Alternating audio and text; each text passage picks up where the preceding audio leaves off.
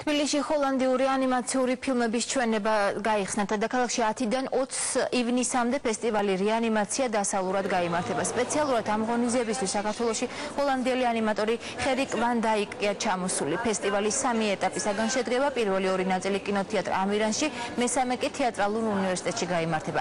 ფესტივალის ბოლო ვორქშოპი ახალგაზრდა რეჟისორების მონაწილეობას ითვალისწინებს. მისი მიზანი ქართულ-ჰოლანდიური ფილმის შექმნაა. ქართულ სტუდენტებს ეძლევათ უნიკალური შანსი, რომ სოფლიო ანიმაციის მეტრთან, გერიტ ვან დაიკთან ერთად იმუშაონ და მასთან ერთად ესეთი ინტერაქციული ურთიერთობით შექმნან და პლუს რა თქმა უნდა თავიანთი შრომის მოყვარეობით, თავიანთი ნიჭით შექმნან სათქმელი. ჩემთვის ძალიან მნიშვნელოვანია სტუდენტებთან ურთიერთობა, იმიტომ რომ ახალგაზრდები განვითარდნენ ამ სფეროში.